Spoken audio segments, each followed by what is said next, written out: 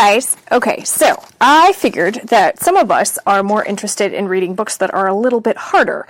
So I figured I might start reading the complete Sherlock Holmes Chronicles, starting with a Study in Scarlet by Sir Arthur Conan Doyle.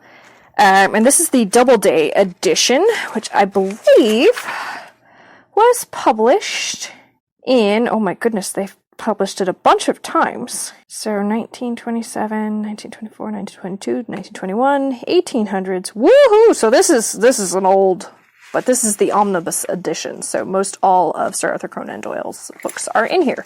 So we're going to start on page 15, part 1, being a reprint from the reminiscences of John H. Watson, M.D., late of the Army Medical Department. Chapter 1. Mr. Sherlock Holmes. In the year 1878, I took my degree of Doctor of Medicine of the University of London and proceeded to Netley to go through the course prescribed for surgeons in the Army. Having completed my studies there, I was duly attached to the 5th Northumberland Fusiliers as an assistant surgeon. The regiment was stationed in India at the time, and before I could join it, the Second Afghan War had broken out. On landing at Bombay, I learned that my corps had advanced through the passes and was already deep in the enemy's country. I followed, however, with many other officers who were in the same situation as myself, and succeeded in reaching Kandahar in safety, where I found my regiment and at once entered upon my new duties. The campaign brought honors and promotion to many, but for me it had nothing but misfortune and disaster. I was removed from my brigade and attached to the Berkshires, with whom I served at the fatal Battle of Maiwand. There I was struck on the shoulder by a Jezail bullet, which shattered the bone and grazed the subclavian artery. I should have fallen into the hands of the murderous Ghazis had it not been for the devotion and courage shown by Murray, my orderly, who threw me across a pack-horse and succeeded in bringing me to safety to the British lines. Worn with pain and weak from the prolonged hardships which I had undergone, I was removed, with a great train of wounded sufferers, to the base hospital at Peshawar. Here I rallied, and had already improved so far as to be able to walk about the wards, and even to bask a little upon the veranda, when I was struck down by enteric fever, that curse of our Indian possessions. Enteric fever is like cholera, kind of. Well, not exactly, but close. For months of my life was despaired of, and when at last I came to myself and became convalescent, I was so weak and emaciated that a medical board determined that not a day should be lost in sending me back to England. I was dispatched, accordingly, in the troop ship Orontes, and landed a month later on Portsmouth Jetty, with my health irretrievably ruined, but with permission from a paternal government to spend the next 9 months in attempting to improve it. I had neither kith nor kin in England, and was therefore as free as air, or as free as an income of 11 shillings and 6pence a day will permit a man to be. Under such circumstances, I naturally gravitated to London, that great cesspool into which all the loungers and idlers of the empire are irresistibly drained. There I stayed for some time at a private hotel in the Strand, leading a comfortless, meaningless existence, and spending as such money as I had considerably more freely than I ought. So alarming did the state of my finances become that I soon realized that I must either leave the metropolis and rusticate somewhere in the country, or that I must make a complete alteration in my style of living. Choosing the latter alternative, I began making up my mind to leave the hotel and take up my quarters in some less pretentious and less expensive domicile. On the very day I had come to this conclusion, I was standing at the Criterion bar when someone tapped me on the shoulder, and turning round, I recognized young Stamford, who had been a dresser under me at Bart's. The sight of a friendly face in the great wilderness of London is a pleasant thing indeed to a lonely man. In old days Stamford had never been a particular crony of mine, but now I hailed him with enthusiasm, and he, in his turn, appeared to be delighted to see me. In the exuberance of my joy, I asked him to lunch with me at the Holborn, and we started off together in a hansom, meaning a cab. Hansom cab. Pulled by a horse. "Whatever have you been doing with yourself, Watson?" he asked in undisguised wonder, as we rattled through the crowded London streets. "You're as thin as a lath and brown as a nut." I gave him a short sketch of my adventures, and had hardly concluded it by the time that we reached our destination.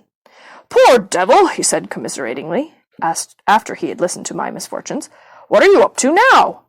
"Looking for lodgings," I answered, "trying to solve the problem as to whether it is possible to get comfortable rooms at a reasonable price."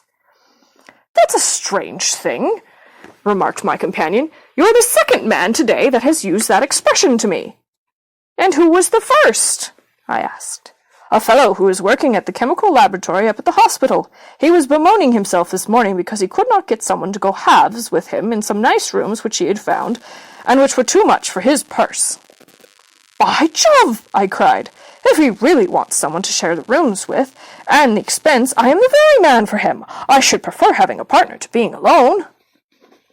Young Stamford looked rather strangely at me over his wine-glass. "You don't know Sherlock Holmes yet," he said. "Perhaps you would not care for him as a constant companion." "Why? What is there against him?" "Oh, I didn't say there was anything against him. He is a little queer in his ideas, an enthusiast in some branches of science. As far as I know, he is a decent fellow enough." "A medical student, I suppose?" said I. "No, I have no idea what he tends to go in for. I believe he is well up in anatomy, and he is a first-class chemist, but as far as I know, he has never taken out any systematic medical classes. His studies are very desultory and eccentric, and he has amassed a lot of out-of-the-way knowledge which would astonish his professors." "Did you never ask him what he was going in for?" I asked. "No, he is not a man that is easy to draw out, though sometimes he can be communicative enough when the fancy seizes him." "I should like to meet him," I said. "If I am to lodge with anyone, I should prefer a man of studious and quiet habits. I am not strong enough yet to stand much noise or excitement. I had enough of both in Afghanistan to last me for the remainder of my natural existence. How would I meet this friend of yours?" "He is sure to be at the laboratory," returned my companion. "He either avoids the place for weeks, or else he works there from morning till night. If you like, we will drive round together after luncheon." "Certainly," I answered, and the conversation drifted away into other channels. As we made our way to the hospital after leaving Holborn, Stamford gave me a few more particulars about the gentleman whom I proposed to take as a fellow lodger. "You mustn't blame me if you don't get on with him," he said. "I know nothing more of him than I have learned from meeting him occasionally in the laboratory. You proposed this arrangement, so you must not hold me responsible." "If we don't get on, it will be easy to part company," I answered. "It seems to me, Stamford," I added, looking hard at my companion, "that you have some reason for washing your hands of the matter. Is this fellow's temper so formidable? Or what is it? Don't be mealy-mouthed about it." "It is not easy to express the inexpressible," he answered with a laugh. "Holmes is a little too scientific for my tastes. It approaches to cold-bloodedness. I could imagine his giving a friend a little pinch of the latest vegetable alkaloid, not out of malevolence, you understand, but to simply out of a spirit of inquiry in order to have an accurate idea of the effects. To do him justice, I think that he would take it himself with the same readiness. He appears to have a passion for definite and exact knowledge." "Very right, too." "Yes, but it may be pushed to excess. When it comes to beating the subjects in the dissecting rooms with a stick, it is certainly taking a rather bizarre shape." "Beating the subjects?" "Yes, to verify how far bruises may be produced after death. I saw him at it with my own eyes." "And yet you say he is not a medical student?" "No, heaven knows what the objects of his studies are, but here we are, and you must form your own impressions of him." As he spoke, we turned down a narrow lane and passed through a small side door, which opened into a wing of the great hospital. It was familiar ground to me, and I needed no guiding as we ascended the bleak stone staircase and made our way down a long corridor with its vista of whitewashed wall and dun-covered floors. Near the farther end, a low-arched passage branched away from it and led to the chemical laboratory. This was a lofty chamber, lined and littered with countless bottles. Broad, low tables were scattered about, which bristled with retorts, test tubes, and little Bunsen lamps with their flickering blue flames. There was only one student in the room, who was bending over a distant table absorbed in his work. At the sound of our steps, he glanced round and sprang to his feet with a cry of pleasure. "I found it! I found it!" he shouted to my companion, running towards us with a test tube in his hand. "I have found a reagent which is precipitated by hemoglobin, and by nothing else." Had he discovered a gold mine, greater delight could not have shown upon his features. "Dr. Watson, Mr. Sherlock Holmes," said Stamford, introducing us. "How are you?" he said cordially, gripping my hand with a strength for which I should hardly have given him credit. "You have been in Afghanistan, I perceive." "How on earth did you know that?" I asked in astonishment. "Never mind," said he, chuckling to himself. "The question now is about hemoglobin. No doubt you see the significance of this discovery of mine?" "It is interesting chemically, no doubt," I answered, "but practically, why, man, it is the most practical medico-legal discovery for years. Don't you see that it gives us an infallible test for bloodstains? Come over here now." He seized me by the coat sleeve in his eagerness and drew me over to the table at which he had been working. "Let us have some fresh blood," he said, digging a large bodkin into his finger and drawing off the resulting drop of blood in a chemical pipette. "Now I add this small quantity of blood to a liter of water. You perceive that the resulting mixture has the appearance of pure water. The proportion of blood cannot be more than 1 in a million. I have no doubt, however, that we shall be able to obtain the characteristic reaction." As he spoke, he threw into the vessel a few white crystals and then added some drops of a transparent fluid. In an instant the contents assumed a dull mahogany color, and a brownish dust was precipitated to the bottom of the glass jar.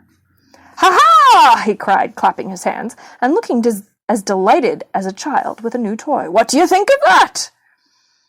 "It seems a very delicate test," I remarked. "Beautiful, beautiful! The old Guaisum test was very clumsy and uncertain, so it is the microscopic examination for blood corpuscles. The latter is valueless if the stains are a few hours old. Now this appears to act as well whether the blood is old or new. Had this test been invented, there are hundreds of men now walking the earth who would long ago have paid the penalty of their crimes." "Indeed," I murmured. "Criminal cases are continually hanging upon that one point. A man is suspected of a crime months, perhaps after it has been committed. His linen or clothes are examined, and brownish stains discovered upon them. Are they blood stains, or mud stains, or rust stains, or fruit stains, or what are they? That is a question which has puzzled many an expert. And why? Because there was no reliable test. Now we have the Sherlock Holmes test, and there will no longer be any difficulty." His eyes fairly glittered as he spoke, and he had put his hand over his heart and bowed as if to some applauding crowd conjured by his imagination.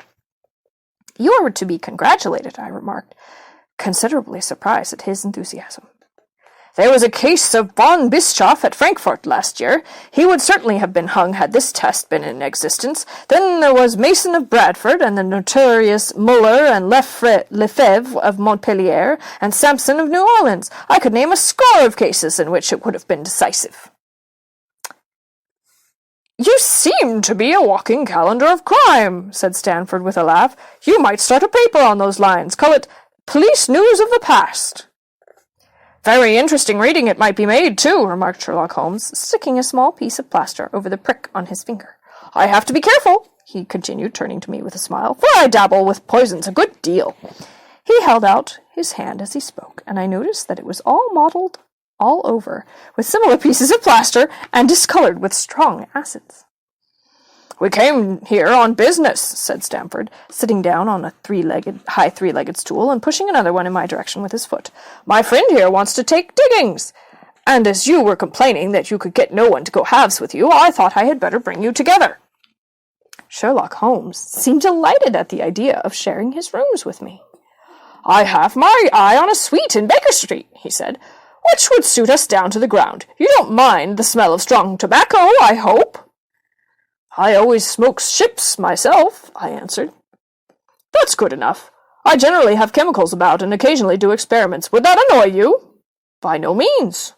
"Let me see. What are my other shortcomings? I get in the dumps at times, and don't open my mouth for days on end. You might not think I am sulky when I do that.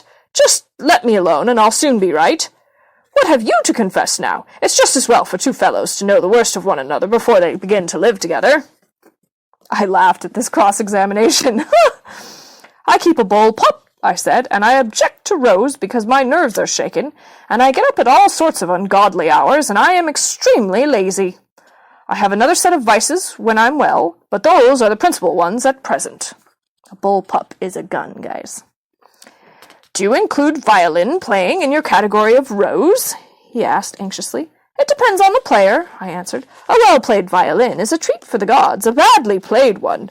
Oh, that's all right, he cried with a merry laugh. I think we may consider the thing as settled. That is, if the rooms are agreeable to you. When shall we see them? Call for me here at noon tomorrow, and we'll go together and settle everything, he answered. All right, noon exactly, said I, shaking his hand. We left him, working among his chemicals, and we walked together towards my hotel. By the way, I asked suddenly, stopping and turning upon Stamford, how the deuce did he know that I had come from Afghanistan? My companion smiled an enigmatic smile. That's just his little peculiarity, he said. A good many people have wanted to know how he finds things out. Oh, a mystery, is it? I cried, rubbing my hands. This is very piquant. I am much obliged to you for bringing us together. The proper study of mankind is man, you know. You must study him, then, Stamford said, as he bade me good-bye. You'll find him a naughty problem, though. I wager he learns more about you than you about him. Goodbye. Goodbye, I answered, and I strolled on to my hotel, considerably interested in my new acquaintance. And that's the end of Chapter 1 of A Study in Scarlet by Sir Arthur Conan Doyle, the Doubleday edition. Okay, guys, we will read Chapter 2 next time. Bye for now.